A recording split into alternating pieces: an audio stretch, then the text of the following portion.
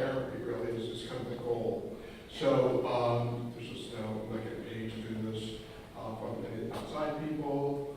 That's kind of the abstract. And I can have electronic copies of all of this. So what happened, just from a historical perspective, in the 80s, some of us are old enough to remember the crack baby epidemic. And I was really fortunate to be part of a grant that studied this for my dissertation. So there were 3 grants, one at the University of Chicago, one at UCLA, and one at Penn. Mine was the one at Penn. And we were asking the question, was there a fetal cocaine syndrome? Like we knew there was a fetal alcohol syndrome. So we followed children born in those 3 major cities, Philadelphia, Los Angeles, and Chicago. We followed them when they went to Head Start. It's about 4 or 5 years post-exposure. So they were born, with cocaine in their system. And the idea was that the teachers of the school children were sounding the alarm. And they were just saying, oh God, I got a crack baby. I've got a crack baby in my classroom. And they just didn't know what to do. So it was very frenetic, if you remember those days. So we said, is there a fetal cocaine syndrome? Syndrome meaning in the presence of a stimulus, a substance, there is a predictable set of events, sequelae, physical sequelae, cognitive, emotional. And we discovered, Ira Chasnoff was the principal researcher, discovered that there were no specific predictable disorders for children who were exposed in utero to cocaine if they were removed from the drug-using environment. So there were 2 groups of children, of babies, kids who stayed with their moms or their dads in the drug-using environment, and other children who were born addicted, exposed, and were removed by social services or whatever. Right, so that was kind of the model. And what we were doing is we were asked by several school districts, LA, Chicago, and Philadelphia, to create a school-based curriculum for everybody in the school to care for these kids, to repair what was not happening in their home environments. So what happens was we discovered that if you're a crack addict, okay, if you have an addiction to crack, the bonding just doesn't occur. Now we were kind of observing this in I guess it was the late 80s, early 90s. We were just saying that the moms or the dads were preoccupied with the drug behavior. And not just hitting the cocaine, but all the crap that goes around with that. Seeking it, making phone calls, the whole bit. It's just not the event of drug use. Lo and behold, in 2005, okay, so it's about 12 years, about 12 years later, 10 years later, Iacobini, I think he's over at the University of Palermo, discovers mirror neurons. And they're the neurons in the brain that are kind of the attachment neurons. All the stuff that we studied a million years ago, from Bowlby and Ainsworth and all the attachment theorists, well, there actually is a brain, basis of that. And they were discovering that we looked at attached, unenthusiastic, flat demeanor with the mom and the baby, or the dad and the baby. Now, they weren't flat and unenthusiastic about the cocaine, but the kid just wasn't doing it for them. Okay, so the baby's brain was being patterned in a different way. And then, a couple years later, you have Iacobini come up and say, oh, wait a minute, there's this thing called mirror neurons that attach the infant to the caregiver. So we created this thing called PASTA, Parents that Second Time Around, and really began this whole emphasis on reparenting. So now these grandmoms and granddads were being parents again, and it was really interesting because I would always ask, the grandparent, well, this is your daughter who is the crack addict. What happened? Didn't you see this coming? You don't say quite that accusatory, but and they say, oh, she was always willful. She was always, we knew something was going to happen, not quite this, but it was really interesting how the grandparents, were now, because I used to wonder, well, what is their attachment like if they, quote unquote, gave rise to an addicted child? But we found that the low stress environments and caregiving was really key, seemed to have a compensating effect on prenatal cocaine exposure. And that was it. Now this was also, you remember, so the late 80s, early 90s, this is when classrooms start to become basically like homes. We start giving people food, like when I grew up, when I was in school, you ate what your mother gave you. You didn't get lunch in school, and you didn't get breakfast in school, certainly. And now I think you even get dinner in school if you're, staying after. So the classroom was becoming the new environment for caregiving. And the teachers were like, A, I didn't sign up for this, and B, I can't be a parent of 30 kids who are not mine. It was really an exhausting time in education. Right? So that's kind of the backdrop of neuroplasticity. It was one of the first times that we saw the brain could recover from an addiction. It was kind of neat stuff. Of course, we didn't really know way back then where this would go, and it continues to be kind of a work in progress. So we know that addiction is very much like any other disease. It's very much like diabetes or any other chronic condition. There's a genetic predisposition, lifestyle choices, and environmental factors. And of course, what has happened in Western culture, lifestyle became kind of blaming. You have that from, certainly, the English language speaking, Britain gave that to us. We adopted kind of that mindset that this is a moral failure. They made a bad choice, blah, blah, blah. That's where that fits in. But basically, there is a pretty strong genetic component, which is really important. All right. We know that if we take this is the part we can't control. Oops. Okay, did that too fast. Okay. So we know we can't control the genetic predisposition. That's just there. Okay. But what does happen is the idea of pruning. So pruning in the brain means certain connections, certain neural pathways, connections between neurons, will get stronger. Okay, so when the mom, this is where it goes back to the bonding. When the mom or the dad is attaching via eye contact, via touch to the baby, those neurons in the baby's brain get stimulated and get strengthened. When the mom is looking away, and the baby's looking at the mom, and gets no eye contact back, that movement of the baby to the mom gets weakened. Okay, that's pruning. So those neurons will go away. Now, if the baby gets attention from a cartoon or from something else, the baby will attach to the cartoon. The neurons will, it's not like I'm going to attach to the cartoon. If the neurons are attaching, the brain is doing its thing. Okay, so some of our neurons, when you're born, you will never have more neurons than you have as an infant. And then over time, they sort of fall away. Okay, and the ones that are, strengthened, they blossom. Okay, so we know there's a genetic predisposition, and then we have this environmental pruning. So if I see my caregiver come home from work every day exhausted and slam a beer, or 3 beers, or 4 beers, my neurons begin to attach to that behavior. Oh, that's what you do. When you're exhausted, you come home and drink. Okay, yeah, see, I see this. This is what happens in my house. Okay? Then we have, certainly when we talk about addictions, we have family stressors. So if I see that the family is coping in a certain way, okay, using alcohol or a substance or escape of some sort, that becomes my norm. Right?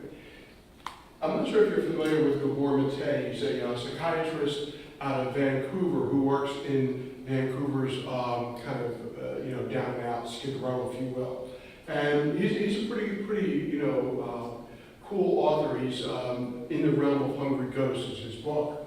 But he takes a very much of a developmental approach to addiction. And he'll say, and I think this is a good model, when we see a person with an addiction, we are seeing the end result of a history. They didn't just wake up with an addiction. It didn't just happen yesterday. It's the end result of a series of what he would say are either little t traumas or big T traumas. So everybody in this room has trauma. And it could be big T, like we witnessed something or we were the victim of something, that's not within the norm, or little T trauma, which often is the goodness of fit. So none of us as parents are perfect. None of our parents were perfect. Okay, so there's always, a little bit of the relationship between parent and child is always a bit askew. Moms or dads are just not 100% attuned to their child's needs. They can't be. We're human. So the degree to which that goodness of fit, think about that from our old, previous education, the whole goodness of fit model starts to fit into this discussion. Because if I don't have the goodness of fit, it leads to a series, this is too far off, a series of pruning relationships that are not geared towards the caregiver. Okay, so I'm going off in a different direction. So parents will say, why do my kids like their peers more in adolescence? Well, that's kind of normal, because that's where the goodness of fit is. That's where the neurons are firing. But I like the idea that we should all remember as therapists that when we have a person with an addiction, this is historical. We're seeing the end result of a whole lot of, poor relationships, poor experiences. I went to a conference recently where a psychiatrist said, I have never met a happy addict. When I unravel their history, there is anguish, there is pain in that addiction. So that's kind of the model of the causes of the genetic and the environmental. Many of us are now kind of understanding self-medicating hypothesis, that there's pain in the person who has the addiction. It goes back to the developmental approach. So when we start to look at the experience of painful feelings, we're starting to look at both the environment, social learning theory, biologic and genetics, and then what we're saying is, why do I choose a certain drug? Now this is kind of, I'm not sure this has been proven, but there are some theorists who say your drug of choice speaks to the nature of your pain. So if you're really, really depressed, then you're going to look for something like, a methamphetamine or cocaine. And the other way around, if you're just like totally anxious, anxiety related and disorganized, you look at something much more like a narcotic. Then of course you've got the people, and I see this, in our facility, when I look at their UA results, and they're all over the place. Mm-hmm. And they're just taking anything that comes across their plate. They're slamming Listerine, for something. So that really tells you this person is really struggling. So we have to keep in mind, this is really, to me, this is one of the things that we as therapists, particularly if you're not a physician, need to be very aware of. We've got about a 50%, that's low, about a 75% co-occurrence of a substance use disorder and a personality disorder. Now, many of us remember the days when you could actually diagnose personality disorders and get paid. And of course, that world has changed to some degree. But we've got to be careful because the personality disorder is really the driver of the addiction. And we'll talk about that because let's look at what they are. These are the characteristics, right? Early onset, resistant to change, and all of this other stuff. The issue here is personality disorders, if there is a 75% co-occurrence, they precede addiction by 15, 20 years. Personality disorder is occurring back with the neurons that aren't being attached to the caregiver. Okay? So this personality disorder has its onset way before the addiction ever emerged, became apparent. So we have to start to think about, if this precedes addictive behavior, how are we really treating this? We have to call it something that we can get reimbursed for. That goes without saying. But we've got to really treat this, because this is probably, to go back to Gabor Mate's developmental approach, is probably the foundation upon which the addiction has begun and then gets reinforced, gets maintained.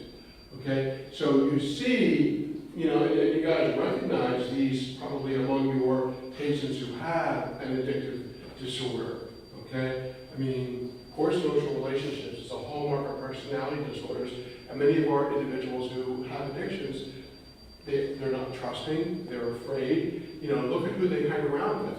Other untrusting, fearful individuals who have, so their neurons are being stimulated. You know, it's like, you know, it's like this marriage of misfits. You know, you as a therapist, you're a change agent. You're trying to come in here and disrupt this. You know, and their neurons don't know what to do with you. That's why they suck you into some of their stuff, because they know how to handle that. You're like not that, you know?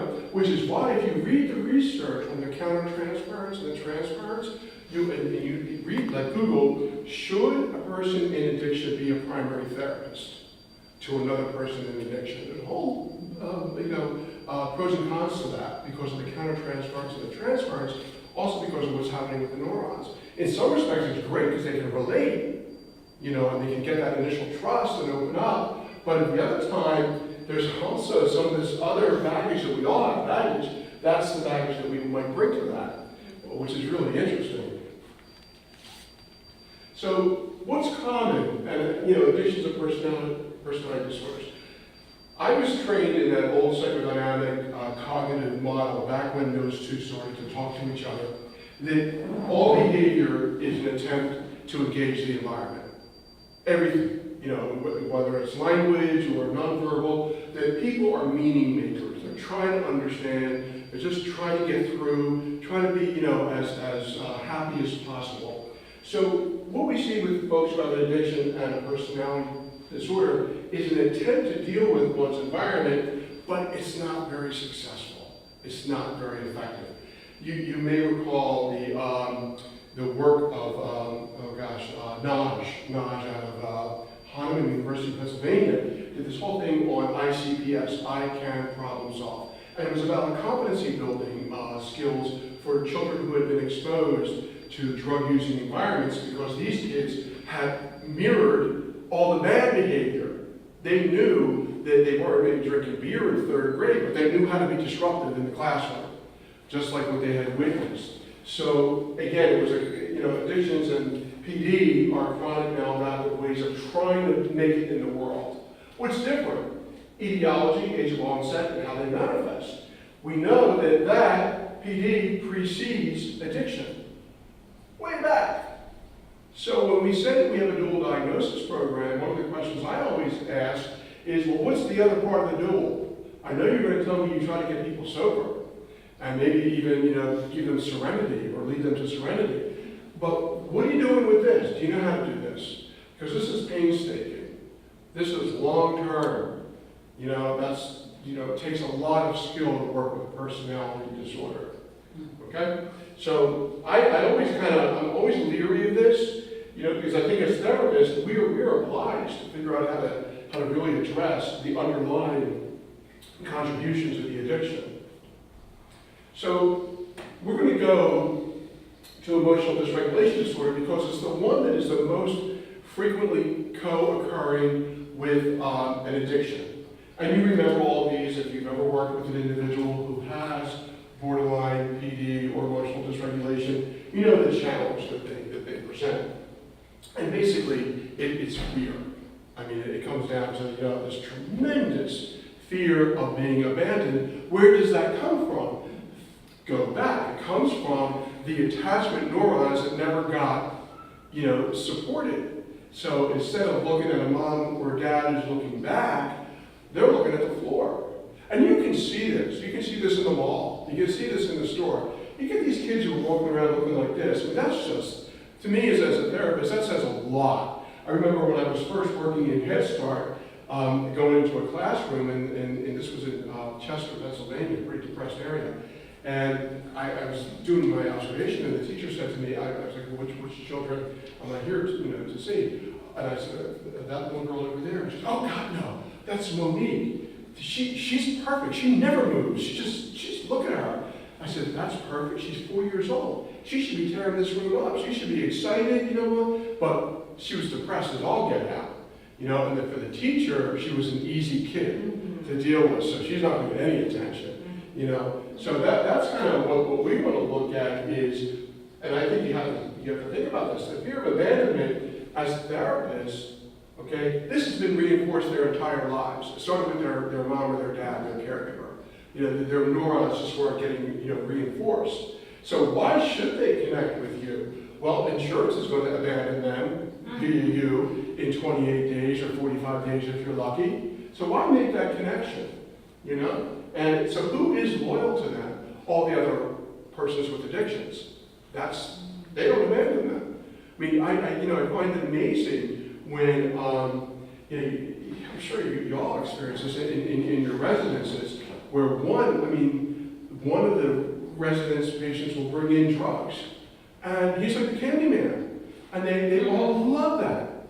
You know, and you think to yourself, well, don't you see what this guy's doing to you? I mean, he's just like dragging you right back into your rat hole, you know? But no, because that person hasn't abandoned them. It's pretty interesting. But that's kind of what we see a lot with our folks who have the co-occurrence of the personality disorder and the addiction. So what's common? So now you say to yourself, well, God, why do those two things marry so easily? Well, they're both compulsive, self-destructive, both are subject to severe mood swings, and there's a neurological reason for that. The brain of a person with a borderline personality disorder, as we'll see later, and the brain of somebody with a substance use disorder, both are, you know, deficient in their ability to regulate emotions. Okay? They're both, you know, manipulative. This is probably the most, you know, challenging in that despite risks, they pursue dangerous behaviors. The risks are all out there. You could get this disease, you could get arrested, you could lose this, that, yet they continue, which tells you how strong that addiction is. You know, if you deal with people who have a process addiction, like sex or gambling, they risk everything. They risk their health, their lives, their families, their children. You know, just that addiction is that strong. Okay? So again, we talk about the signs of borderline personality disorder, and for us as therapists, the difficulty in maintaining interpersonal relationships, again, because you're the next person in a line of people who have not kind of stood by them, have not had their neurons reinforced. Okay, so this is kind of where we play right into the scene. Okay, fluctuating mood. Paranoia, if you think the patient is stable enough, it's always good to go into the content of the paranoia. If you think they can process it, it's a good activity. It almost becomes like a projective. In the old days, anger was seen as somewhat cathartic. We are now seeing that this isn't the 1970s anymore, and anger is probably an executive functioning problem, subcortical functioning, the ability to control affect. Okay, so we see this in both folks who have addiction as well as in folks who have emotional dysregulation. Okay, and you know all of this. This is just a review of the problems that borderline personality disorder can cause. All right. Now, one of the things that it is a challenge is folks who have emotional dysregulation, they're probably not aware of the role of the addiction. They probably aren't aware that they're actually medicating these internal feelings, these internal losses. And part of our job when we do like psychoeducation is to get them to see that this is a troubling experience for you. And that's the role that a lot of your alcohol use or your drug use is playing, is trying to get you to feel better. Okay? So psychoeducation is really important. Educating people about their illness is very, very important. So they can try to understand the relationship. Okay? All right. So, you know, from a neurological perspective, why do we want people to stop using for some period of time? All right? Because the old psychodynamic maxim, activity is the antidote to anxiety. So if I stop mindfulness, okay, I stop, I chill out, all right?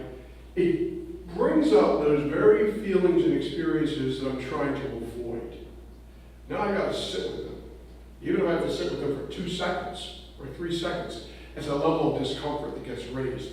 I find it amazing. I was reading an incident report the other day where guys like in their late 20s or early 30s were shooting off fire extinguishers.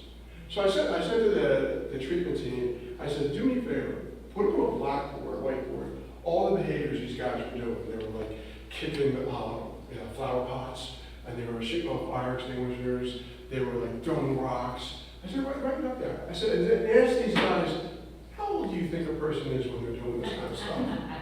I mean, these are acting like, 8-year-olds or 11-year-olds, So not only does the disease kind of truncate development, but, it also is, what is it, idle hands with the devil's workshop. I mean, they're like just spinning around, they're trying to stimulate themselves. They can't handle not being stimulated. Because if you allow the chill out, like I always would talk to patients about, okay, you have an anxiety disorder, blah, we'll get through that, but let's look at what's underneath that anxiety. What is anxiety? Anxiety is worry. What is worry? Worry is fear. What is fear? So you go back to, for me, from a psychodynamic, fear is always about loss. Loss of something. Loss of a loved object, loss of a fantasy, loss of something. So that's what we're talking about when we start to kind of deconstruct all of this. Okay, so we want abstinence because we want them to feel that anxiety, that pain. We want that, okay? And eventually, over some period of time, we get some clarity, okay? And then we face the very things that scare the heck out of us, okay? The ongoing abandonment or fear of Freud would say, annihilation, So, we want to talk a little bit about what are drugs doing to the brain. So, the regions of the brain most affected by drug and alcohol are to some degree the brain stem, but certainly the cerebral cortex, the limbic system, the cerebellum, and the hypothalamus. So all of those, that's a pretty comprehensive piece of the brain. So what is really happening? This is really key for those of us who are working in a behavioral program, like a contingency management. Drugs overwhelm the brain's limbic system with dopamine. Okay, drugs feel good. Why do people get high? Because it feels good. All right. Just so you know the problem. If you ever work with a couple, a spouse, married couple or spouses or partners, whatever, and you ask the non-using partner, tell me about your sex life. And they'll say, sex life? What, are you kidding me? We haven't had sex in months. Oh, what do you guys do for fun? Fun? No, well, what did you used to do for fun? We used to go to the boardwalk, we used to go to the Rams, we used to do a lot. Well, what happened? Well, what happens is the things that most human beings take, for fun and pleasure in the brain, dopamine gets as a walk in the park with your spouse, holding hands as you, go to the mall, good food, sex, physical activity, eating, gives you dopamine. But drugs give you 1,000 times that dopamine. So if I have to choose between going home to my wife and sitting on the couch, or my husband sitting on the couch, watching a movie and get 4x of dopamine, when I can say get 1,000x of dopamine by sitting in a bar with some person I don't even know next to me, my brain's going to go right there. And that's exactly what happens. That's how drugs literally hijack the brain. They make what most of the world accepts as normal, and they say, that's not good anymore. You need to go chasing a high. So when we come in our treatment, hey, you can earn a trip to the beach and a Walmart card. All right? Oh yeah, that's going to compete with a syringe. Right? But that's what we're up against. That's why we're trying to get people to some degree of sobriety in our treatment, abstinence, so that we can make this normal again. Now, this is one of the arguments against medication-assisted treatment, because one of the arguments says that you keep on putting that in their system, you know, you're not going to get this 1000X down too much. I'm not sure I totally agree with that, because I think some people need MAT to survive, but this is really what we're up against. And, you know, if you're a spouse or the partner of a person with an addiction, and you're making your best filet mignon and lobster tail dinner, and it costs a fortune and it looks great, and the person comes home wasted, I mean, that's because your lobster tail couldn't compete. That's what this is really about. You know, this is really disheartening in couples therapy, because then, of course, when the husband or the wife who's not using feels so useless, feels so inept, so inadequate. You know, and you go, no, it's not you. You know, it's the drug. It's really, you know, taking over how this person experiences, you know, stimulation now. Okay? So, the brain, you know, many of us, I think many of us are raised or taught or whatever with the thought that the heart is the emotional brain. Okay, that there's two brains, the thinking brain and the emotional brain. And of course that's not true, right? If the brain is where emotions get processed. Okay? So you could be as nice and as kind and as loving as possible, but if the recipient's brain is not processing kind of in a culturally appropriate way, your best efforts won't go anywhere, okay? One of the things that when I was educated, I remember when we went into neuroanatomy, when we went into the lab, we each had a cauliflower at our station. The professor said, okay, these are your brains. Your brains all look like cauliflower. Cell side gyrus, and then we all got markers, and we all kind of marked out where, you know, the sections of the brain.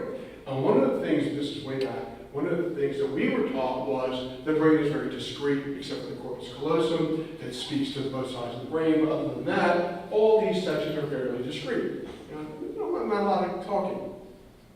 We've discovered that's not true, that the brain is much more like a spider web, that there are a lot of connections.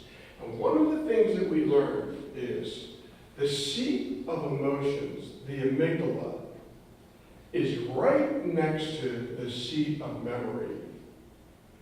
And that's going to be important because we didn't realize for so long that feelings are remembered in a brain way. That the more this little pink area produces happiness, the more likely I am to repeat whatever that pink area experienced. So if my cocaine makes this pink area super happy, my green memory area remembers that. And it remembers that my pink cocaine beat out my pink lobster tail. That's really wild. That's how the addiction gets formed. And the brain is remembering that. All right? Pretty interesting. So we know that the limbic system includes the amygdala. As I say, this used to be pink, it's now purple. This is the part that was green, it's now blue. That's very, very important. That's how memories are being consolidated. That's how feelings are being consolidated. That's how I remember, you know, when my mom and dad took me to, you know, the boardwalk in New Jersey, and it was a great experience. And I come out to California and I say, oh, I bet the boardwalk in Newport Beach will be really cool because I have a good memory of boardwalks. Okay, that's where that comes from. Right? So this is very important because these two guys are working hand in glove. They're just remembering the good things. That's why I want to go back to it. I want to go back to it because it felt good. It felt good. Right? Can I ask you a question about Sure. trauma memory? Because we also really retain that. Absolutely. And so that's not part of the amygdala, right?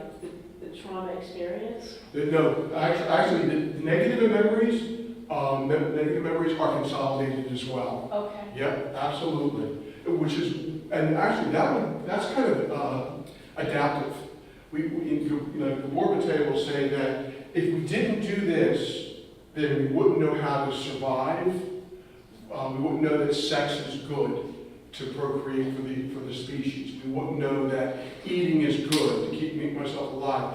we wouldn't know that avoidance of certain stimulations like a Tyrannosaurus Rex is good. So that's why, yeah, the negative experiences are also consolidated. Yeah. Now, this is just a lot. It's pretty interesting, but the thing here, again, with the amygdala and the hippocampus is this happens like that. It's almost immediate. You know very, very quickly, your brain tells you, wow, this felt good, I'm going to do it again. I can't wait to go there again. And think about this, sometimes you'll go to a restaurant, maybe your partner or your spouse will say, would you go back there again? Is this a place you'd go to again? And you kind of know, or yeah. So your memory is already being formed. Okay? So in the amygdala, in the hippocampus, the other thing that's really, really interesting is this is where we perceive positive and negative emotions. This is why, two people will perceive the same experience very differently. Or similarly, it resides in the brain. That's why, you might go to a Rams game and love it, your spouse might hate it. Same experience, two different, perceptions. Okay? And then we just talked about the flooding of the nucleus accumbens is where all the dopamine is kind of getting processed, and then you just see kind of little pathways there. So again, my point is not to memorize structures of the brain, but just to show you that this is where the brain and feelings are being processed and remembered. Okay? Now, in the normal limbic system, as we just said, it remembers those things that keep me alive: eating, sex, breathing, safety. Okay? And then what's happening is a drug, this is why you've got people who are, within an addiction. If you look at some of their situations, they don't eat. They don't eat, they don't have sex, they don't do any of the things that the species needs to propagate itself, to keep itself going, because the drug is far more important. So it's pretty interesting that you would sacrifice that. But that, again, that's not willfulness, that's the addiction. Okay? Now, whoops. I just wanted to show you a little video.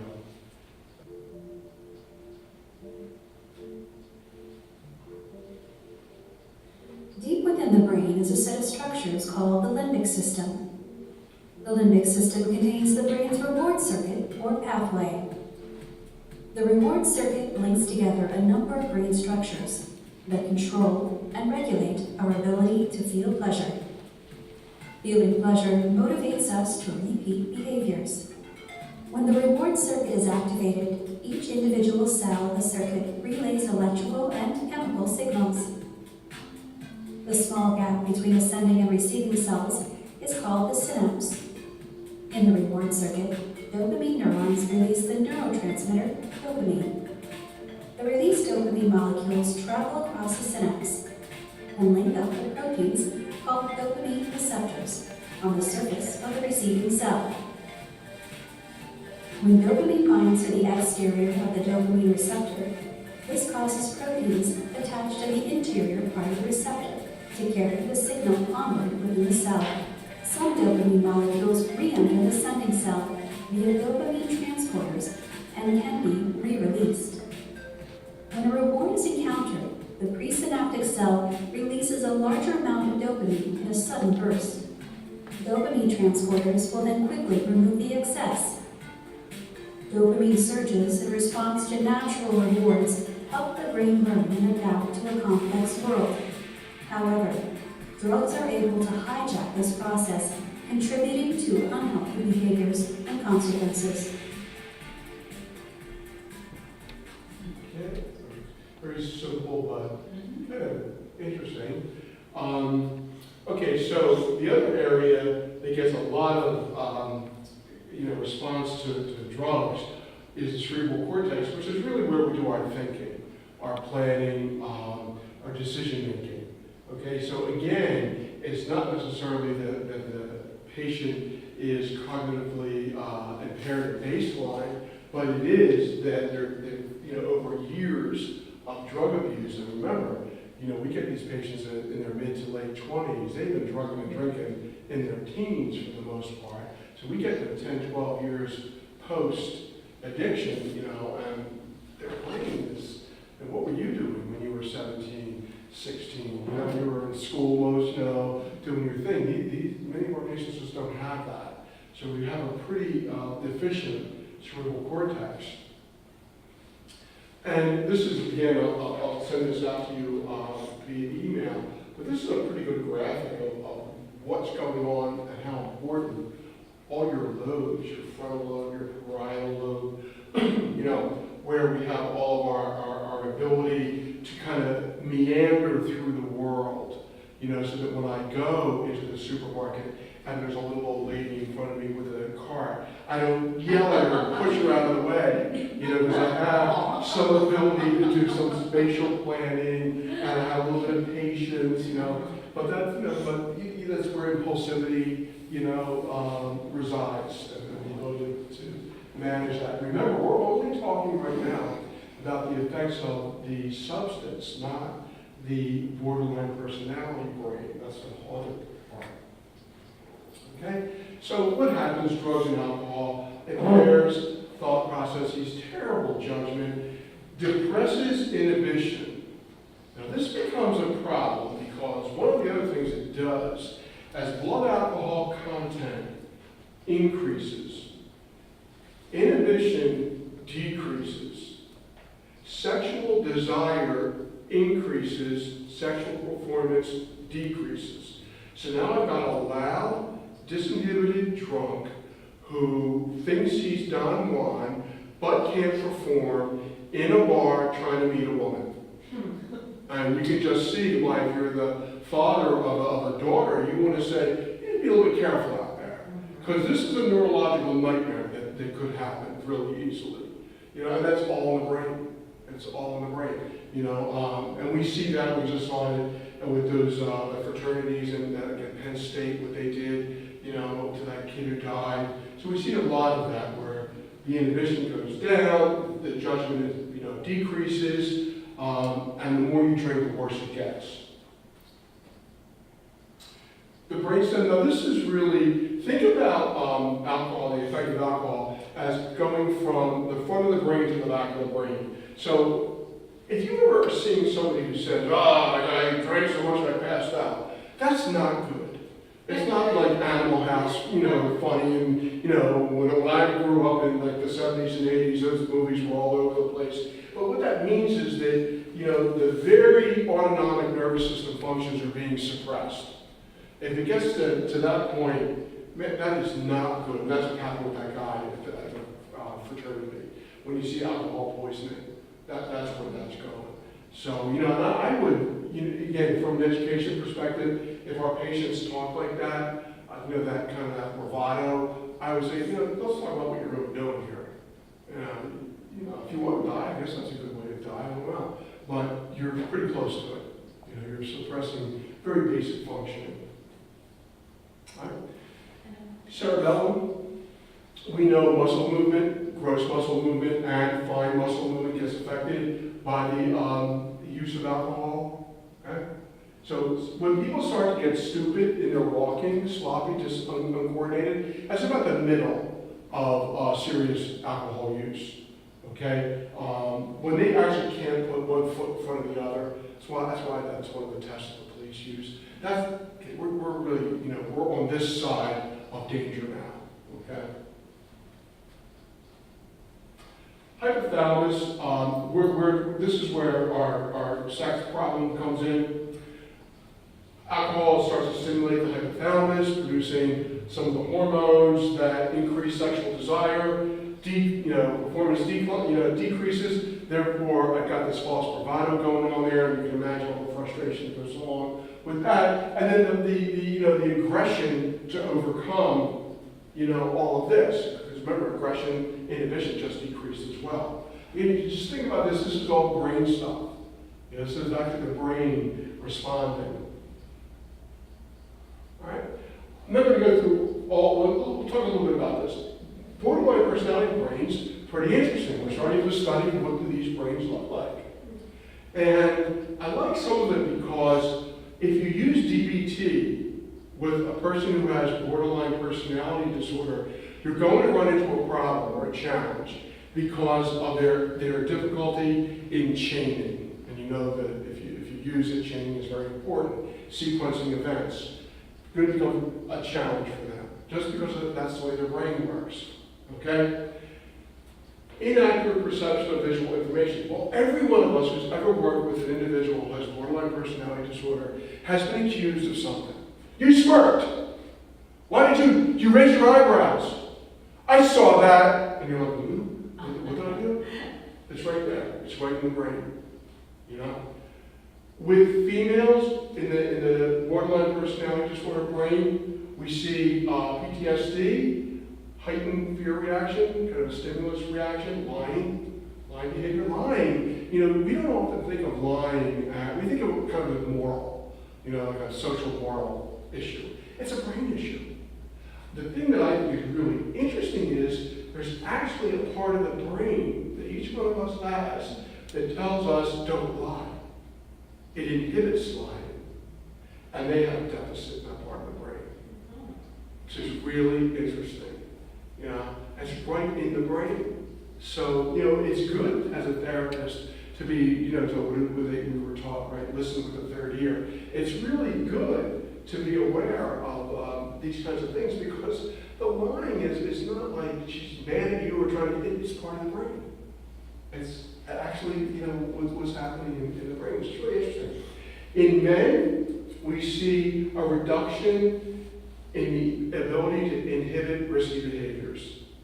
If you've ever worked with a male who has a sex addiction, you will see so much of this. They just reduce their ability to see a risky situation and move away from it is gone. It just doesn't exist. It's very, very truncated. So that is another part of the brain that can be retrained to get that back, to get that ability to inhibit. Even with negative consequences, they will risk wife, husband, child, no risk at all. Okay? And that goes right into the neurobiology of their brain. So that's from an MRI. We see, there's the thing I just put this here about N-acetyl aspartate because it's interesting. There is this is just a neurotransmitter in the brain. With folks who have borderline personality disorder, they have low levels of this, and these are other groups that have low levels. People who have developed Alzheimer's disease, epilepsy. We see it in folks who have advanced AIDS, schizophrenia. It's really interesting that this decreased level is also seen in that population as well. And again, we're just talking about what is happening in the brain. Now that was an MRI. These are fMRIs, and the MRIs look at structure. Okay, fMRIs look at functioning. Okay, so we start to look at the ability to create new solutions, stratify, create a value. What would you rather do, Mary? Would you rather go to the beach, or would you rather go to the mall, or would you rather go to the restaurant? For them, making that hierarchy valuation is very, very difficult. So when you go and we try to get them to see, would you rather shoot up, or would you rather see your child?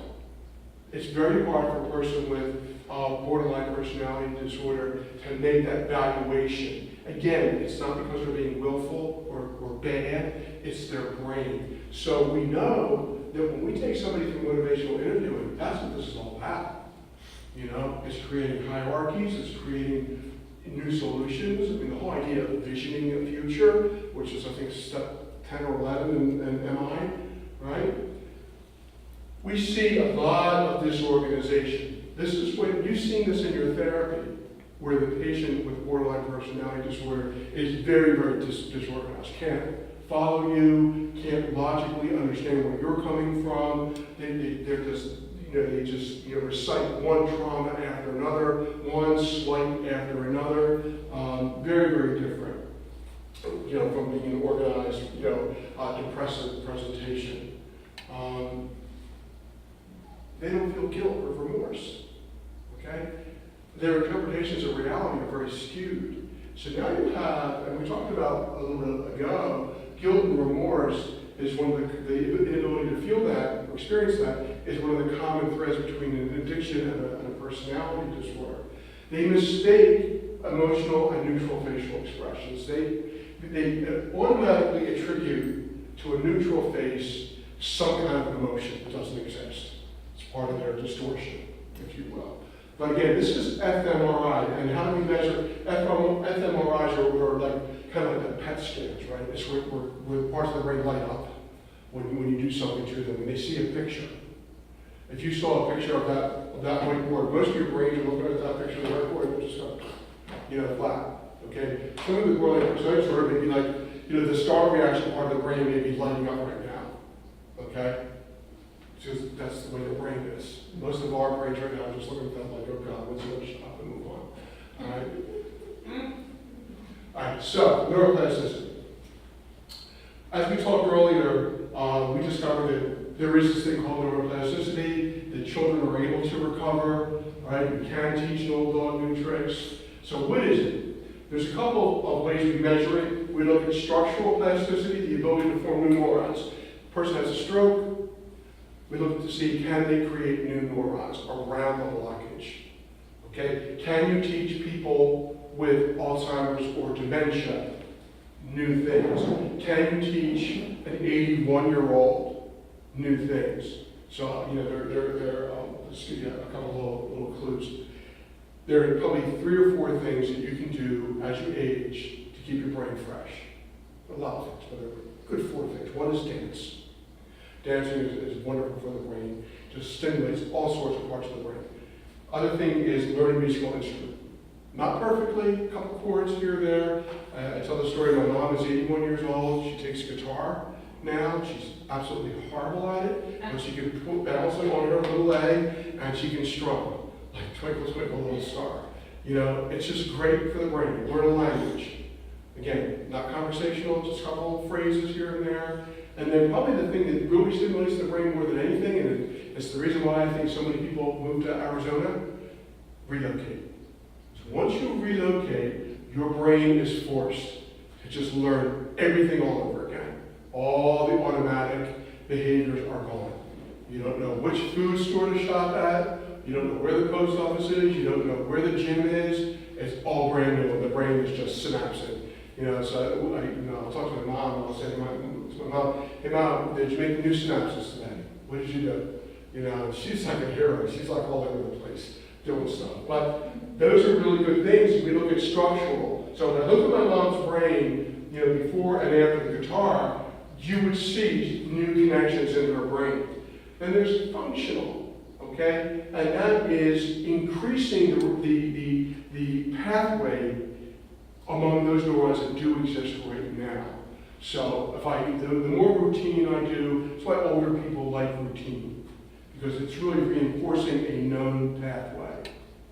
Okay? That's why to get somebody to go a little outside their routine, it can be good as long as it's all safe. So that's what neuroplasticity really speaks to. Okay? The ability of the brain to change, even as we get into our 80s and 90s. Right? So it's repetition. Aristotle said this, right, a million years ago. Repetition, habit is simply repetition of behaviors that, rewarded. I mean, he knew it a long time ago. So let's just look at this real quick. Okay.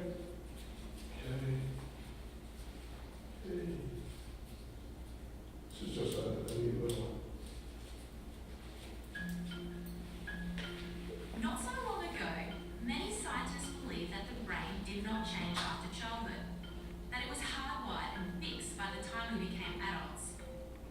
But recent advances in only the last decade now tell us that this is simply not true. The brain can and does change throughout our lives. It is adaptable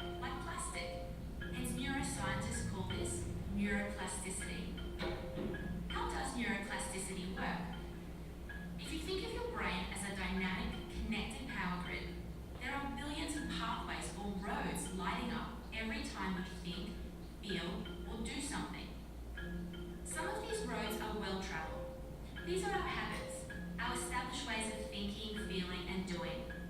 Every time we think in a certain way, practice a particular task, or feel a specific emotion, we strengthen this road.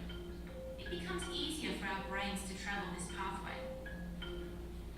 Say we think about something differently, learn a new task, or choose a different emotion. We start carving out a new road. If we keep traveling that road, our brains begin to use this pathway more, and this new way of thinking, feeling, or doing becomes second nature. The old pathway gets used less and weakens. This process of rewiring your brain by forming new connections and weakening old ones is neuroplasticity in action. The good news is that we all have the ability to learn and change by rewiring our brains. If you have ever changed a bad habit or thought about something differently, you have carved a new pathway in your brain and experienced neuroplasticity firsthand. With repeated and directed attention towards your desired change, you can rewire your brain. Okay, what I'm going to do real quick, because I'm conscious of our time. So in neuroplasticity, we all learned at some point about critical age periods. Okay, then language acquisition, under 5 years old, blah, blah, blah. There are critical age periods, there's no doubt about that. Okay, but the brain can continue to learn new things well into their, into older age. Okay, so there's very few parts of the brain that an older adult has that are not going to be plastic. Okay, so just keep that part in mind. For us as therapists, what I wanted to look at is what is the brain region, okay, what are the effects of drug and alcohol on that brain region, and then what are the cognitive effects as well, and can DBT or MI really help?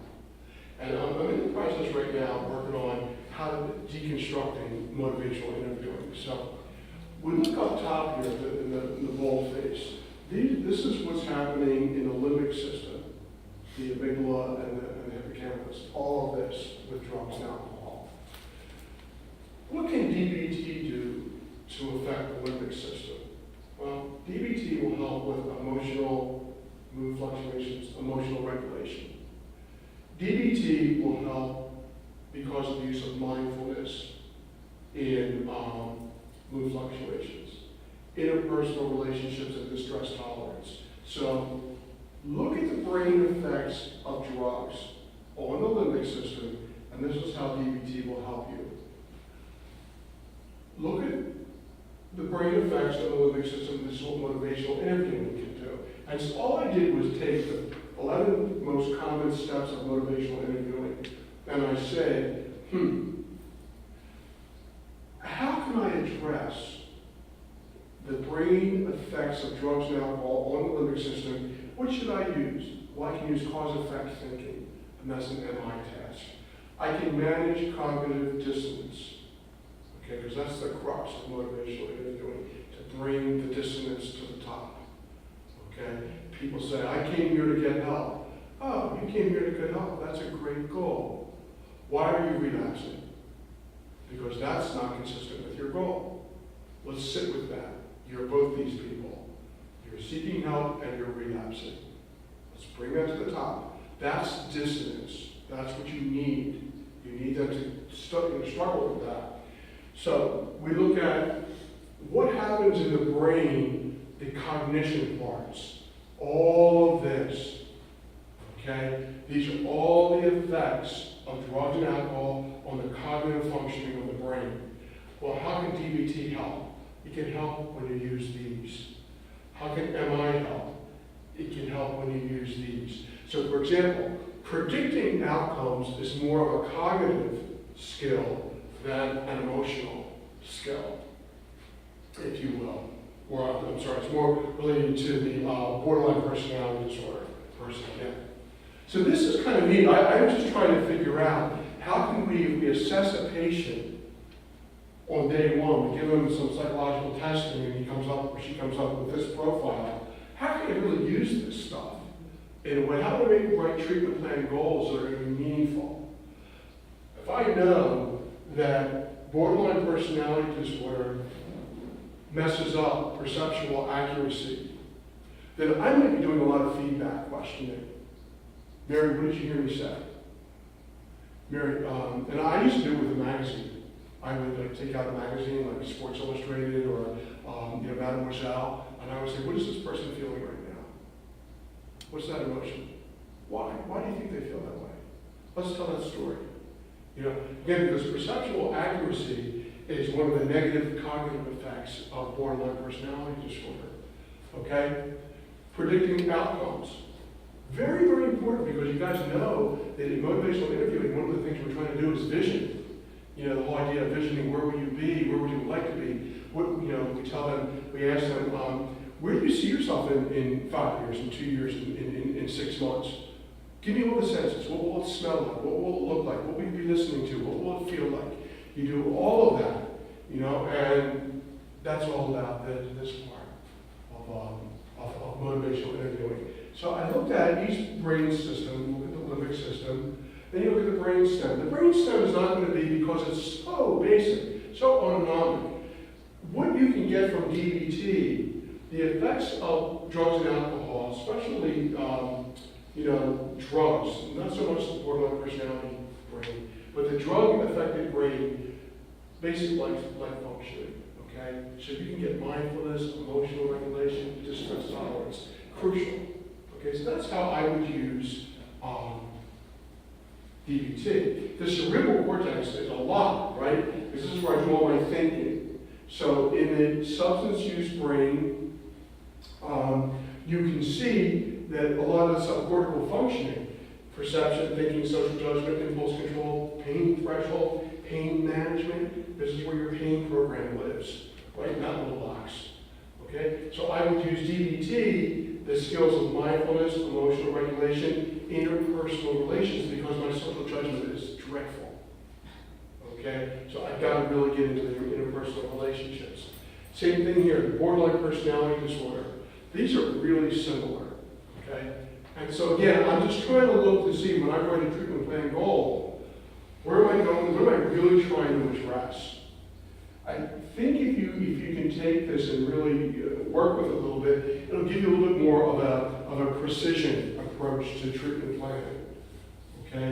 You'll know what you're really looking at: perceptual accuracy, cognitive flexibility. Try to do this. Whoops. Oh, I'm just kidding. Okay. Maybe you should read it to me, what the last one is. This says, problem solving skills. I'll have to look that one up on my laptop. I don't know how to raise it. Do you know how to raise it? You can't see it on your screen? Or you don't have a screen? I don't have a one. screen, never mind. Yeah. Okay. Yes, I'm just withholding.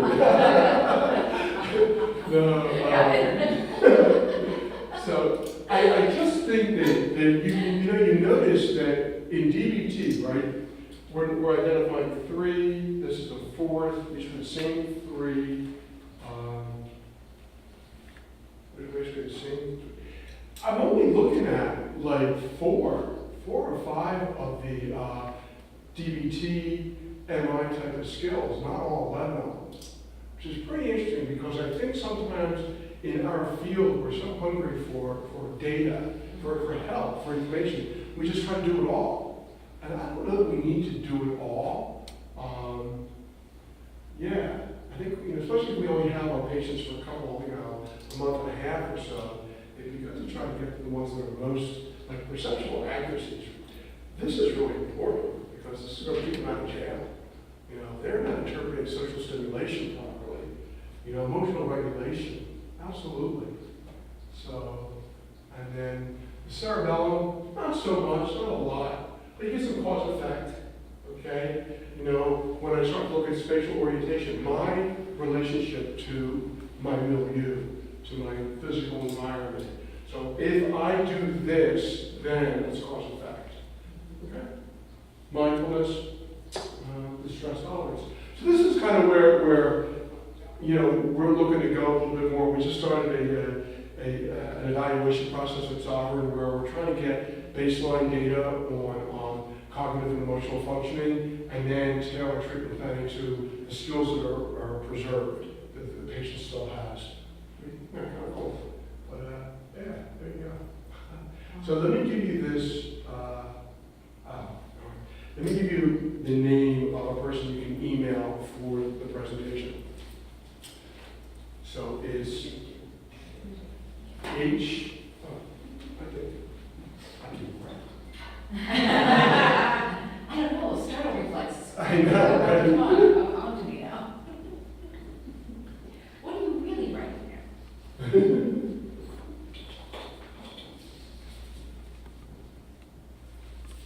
And she'll know that gives you, So with the actual dot in there, H dot? yeah, h.h.right@soundhealth.com. Yep, yep. All right, she'll shoot that out to you. So, there you go. And then maybe we'll see that last word on there. Yeah, you can say, all on your own. Okay. Wow. Oh, yeah, That's really good. it's pretty cool. Yeah. I mean, you can actually use it. I mean, Yeah, I mean, that's really good, because I mean, I love the part about the lying, because it's like, you know, we judge that so much. It's like, why are they not, you know, Mhm. it's like, why are they lying? I mean, I know they're lying, I mean, I can prove they're lying, why are they doing that? And it's like, Yeah. and then we judge that, okay? And then Yeah. that hampers, okay, that hampers our ability to help, so it's like, I think it's fascinating that I forget the guy's name, but the borderline personality brain, the research that they're doing on that, it actually is a different brain. It really is.